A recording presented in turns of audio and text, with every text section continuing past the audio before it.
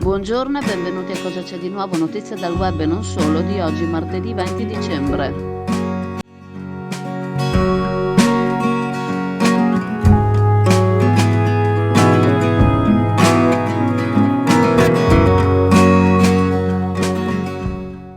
Diverse settimane fa avevamo segnalato che in via Foscarini, la via che è parallela al Brenta, nella parte che finisce verso est, quasi che finisce verso est, c'era una zona che prima era di un cantiere che aveva in concessione, poi questo cantiere ha perso la concessione, qualcun altro l'ha vinta e su indicazione del genio civile, perché il soggetto responsabile del genio civile aveva smantellato completamente tutto quanto. Smantellando tutto quanto ha portato via anche il cancello su espressa richiesta del genio civile e da quel momento hanno cominciato purtroppo la gente a soggetti sorvoliamo sugli aggettivi e a portare immondizie e anche diciamo ingombranti all'interno. Avevo fatto questa pubblicazione, poi la Guardia di Finanza per fortuna era intervenuta, abbiamo segnalato anche all'ufficio ambiente del comune di Chioggia.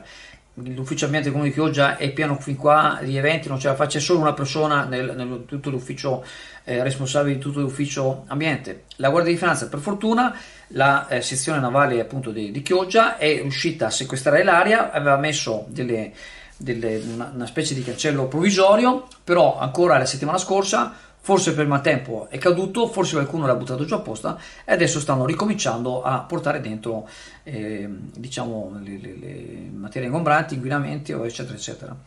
Purtroppo dispiace questa cosa perché non si capisce perché l'ente responsabile che ci riferiscono il Genio Civile di Padova, non siamo ancora sicuri che sia questo l'ente, lascia la situazione in quella maniera. Potevano lasciare il cancello e sicuramente non ci saremmo trovati nella situazione che adesso si ricomincia tutto da capo un'altra volta.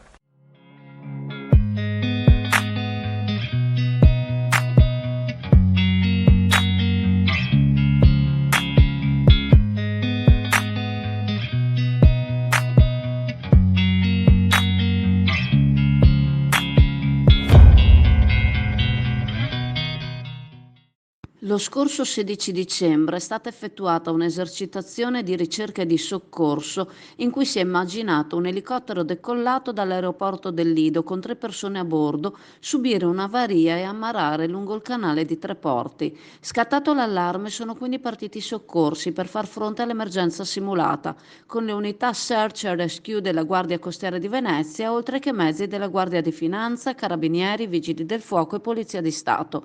Il ruolo delle persone in pericolo che necessitavano di essere portate in salvo è stato coperto da 3 volontari della Federazione Italiana Salvamento Acquatico di Treviso, che simulavano un codice rosso, un codice verde e un codice giallo nel triage.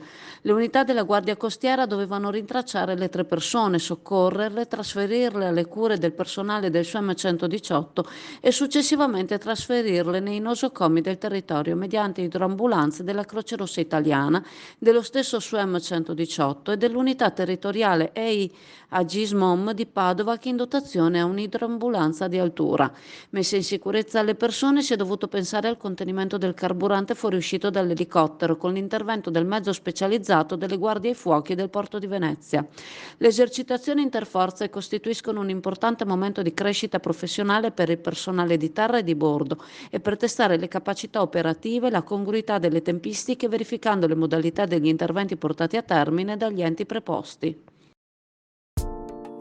Riapre l'Indiga sottomarina, pronta per affrontare l'inverno con il servizio bar, il ristorante e poi pizza, snack e gelati a non finire. All'Indiga troverai ad accoglierti l'ampio parcheggio automatizzato dotato anche di colonnine per la ricarica delle auto elettriche. All'Indiga lo staff ti aspetta per servirti al meglio a partire dalle 7. Riapre l'Indiga sottomarina, pronta per affrontare l'inverno con il servizio. Questa è la situazione che potete vedere in diga alla diga di nord della foce del Brenta.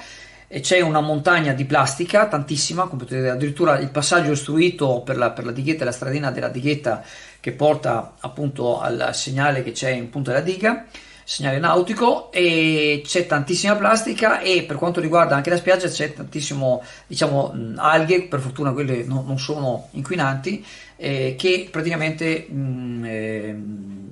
non sono un bello spettacolo. D'altra parte Veritas può in questo periodo pulisce una volta al mese la battigia. Tenete presente che ci sono dei costi molto alti, costi che poi ricadono su tutta la comunità, e quindi non sarebbe male se qualche soggetto volontario, come fanno tante volte, ci pensasse un attimo e magari almeno la diga, quella del Brenta, appunto la parte nord della diga del Brenta, e magari una domenica si potrebbe fare un salto e vedere se si può dare una pulita, perché veramente c'è una montagna di plastica.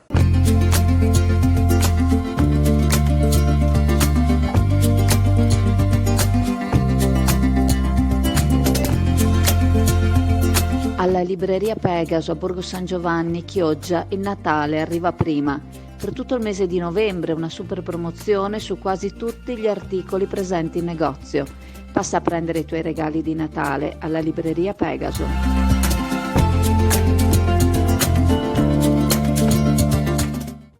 A riguardo, la presidente dell'associazione Amico Giardiniere, Michela Brombo, risponde all'invito fatto dal blogger di Chioggia Azzurra.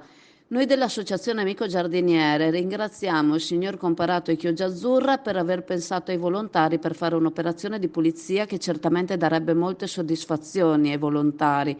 Ma per quanto riguarda la nostra associazione, in questo momento declina l'invito. Siamo con temperature molto basse in un'area molto esposta e fredda anche per la corrente aerea provocata dallo scorrere del fiume. La quantità di rifiuti sulla passeggiata della diga è abnorme, serve attrezzatura che noi non abbiamo. Tra l'altro si deve fare anche una cernita tra vegetale e plastica, il che significa tempistiche dilungate. La spiaggia viene pulita da Veritas ed è inutile impegnare l'azione preziosa di volontari in operazioni già programmate da chi di competenza. Con queste temperature è difficile coinvolgere molti volontari e diventa un lavoro troppo importante per poche braccia. Tra l'altro siamo nella settimana prenatalizia e anche i volontari hanno diritto di essere impegnati in altre attività. Tra l'altro la nostra associazione è impegnata anche in altri fronti più consoni alla stagione. Certo è che in quell'area serve un'azione importante per poter vedere un risultato. Si potrà eventualmente organizzare un'operazione per il prossimo anno, certamente dopo le vacanze natalizie.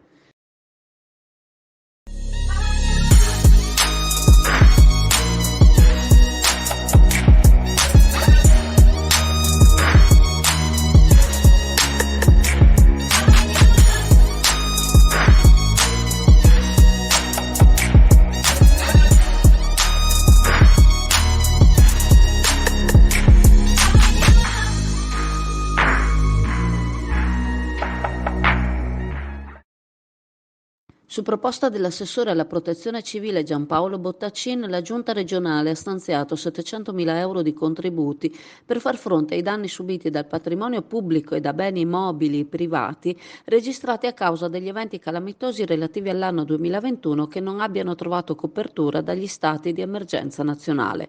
Un aiuto importante della Regione che interviene dove non sono state previste risorse statali, afferma l'assessore, che coinvolge 8 comuni per quanto riguarda il patrimonio pubblico e 12 comuni per i beni mobili privati.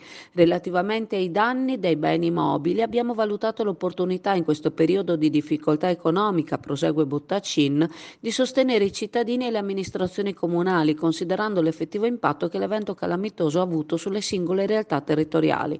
Ancora una volta, pur nella ristrettezza dei bilanci, conclude l'assessore, confermiamo la nostra attenzione alle problematiche collegate al territorio, cercando di impiegare utilmente ogni possibile risorsa a favore di quelle realtà in cui emergano necessità specifiche.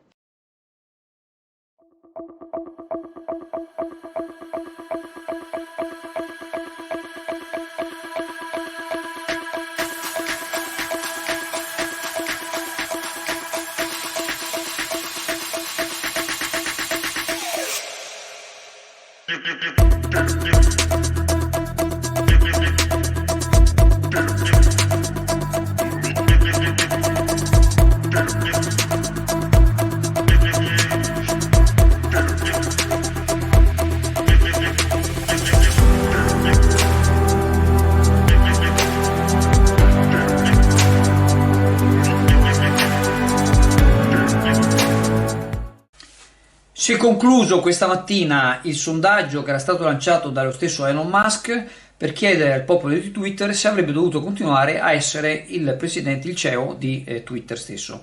E nello stesso messaggio appunto del sondaggio indice che avrebbe seguito le indicazioni appunto del sondaggio.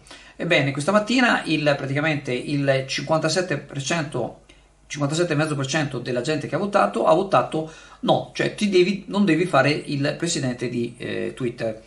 E hanno votato circa 18 milioni di persone. Adesso vedremo se appunto Elon Musk, l'uomo più ricco del mondo, il patron di Tesla, quello che ha lanciato SpaceX e tutta anche una serie diciamo, di società avveniristiche, quella che dà internet con i satelliti. Anche ieri abbiamo pubblicato una foto nel cielo di Chioggia che si vedono i satelliti appunto di Elon Musk che danno la connessione internet. Adesso vedremo se diciamo seguirà il sondaggio. Fino adesso ogni volta che ha pubblicato un sondaggio, per esempio Twitter inizialmente, ancora quando c'è stato il problema in America, aveva con Reagan che lanciava dei tweet troppo inneggianti alla violenza, era stato bannato da Twitter e non solo da Twitter. E quando ho fatto il sondaggio, la maggioranza di chi ha votato ha detto sì, deve essere riammesso, e Donald Trump è stato riammesso. Ma ci sono state anche altre situazioni. Diciamo che da un punto di vista di coerenza, però, bisognerebbe essere più addentro a questo personaggio, seguire un po' in maniera un po' più approfondita. Lui si è dichiarato che il Twitter deve diventare la polis democratica per eccellenza, il posto dove dare spazio a tutti, però lui stesso ha bannato alcuni giornalisti e anche un ragazzo che diciamo segnalava in tempo reale le posizioni del suo aereo in pratica. Ripeto, sono situazioni così che bisognerebbe capire un po' meglio, e adesso vedremo se questo miliardario, l'uomo più ricco del mondo, che ha acquistato per 44 miliardi di dollari, qualcuno dice sta pagato Twitter, lui stesso nei suoi messaggi dice che perde con Twitter 4 milioni di dollari al giorno, 4 milioni di dollari al giorno. Vedremo adesso se darà seguito a questo sondaggio. E se ti dicessi che questa è la nostra birra di Natale?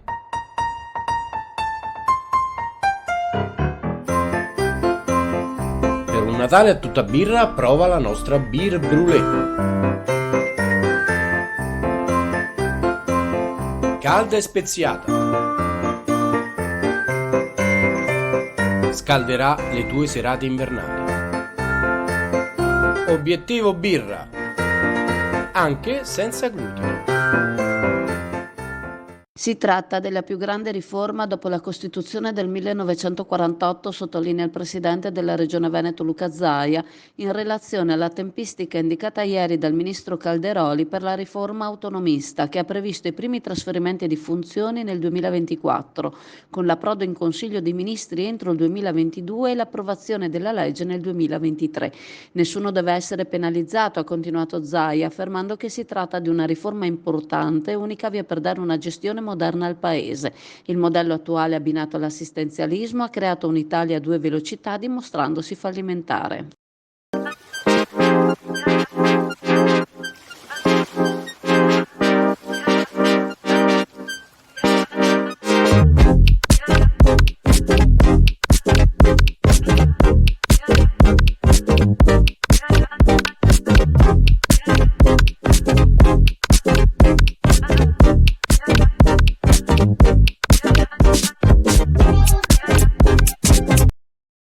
Ricordandovi che la farmacia di turno oggi, martedì 20 dicembre, è la farmacia alla Navicella in Viale Mediterraneo Sottomarina. Vi ringrazio, vi saluto e se volete ci vediamo in negozio alla Cartoleria Pegaso a Borgo San Giovanni. Ciao a tutti.